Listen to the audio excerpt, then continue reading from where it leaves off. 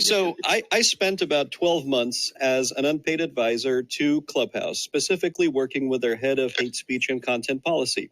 I would meet with them once a month, sometimes twice a month for 30 minutes, and we would talk about features that the app as a whole could use. For example, the feature that allows you to report a room from the outside, not being inside a room, is something that I polled a bunch of different communities, the Hindu community, a bunch of Muslim folks, a bunch of Jewish folks, and it was a requested feature. We would talk about the fact that there were a prevalence of white supremacists and white nationalists on this app. There was a 9,000 person Hitler club, for instance. So that's the kind of stuff we would work on. To give you some insight on how this works, I don't have any special powers to clip anyone on their account. Nobody on this app, not any of the mods, not the person running a club, nobody can clip an account. Is something broken with your system for reporting hatred? Because it's being reported in the room at the time, and these people are still on this app continuing to create Jew hatred. People talk about it all smugly like they know. A lot of people who are veterans on this app talk like they actually know something about how clipping works. You don't know shit, okay? Every single person on this app has the exact same ability, including me, to report a room or report a comment or report a particular room title, okay? When you do that, Clubhouse reviews what is reported. If Clubhouse feels, right, and Clubhouse has invested, for a small startup, they've invested a lot of money and a lot of time into sensitivity training, into understanding what is anti-Black racism, understanding what anti-Semitism, what's Islamophobia, what's Hinduphobia.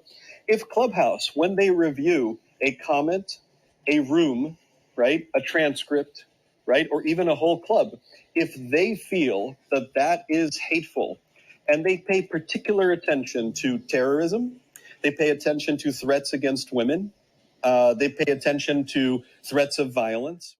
I don't have any powers to clip anyone. In fact, the room that Raquel is talking about, it was shut down while I was in the middle of speaking. I was literally up on stage asking the mods, hey, have you thought about having some Jewish mods? And literally in the middle of that, right? So I certainly didn't clip anyone. I don't have these magic powers. And what I wanted Stephen to understand is that when she, and I agree with Zadie 1,000% in calling you in fairly gently on what you were doing, you know, when you come up and you say, well, look, all these communities had rooms with Raquel just fine, but it was the Jews that got you clipped.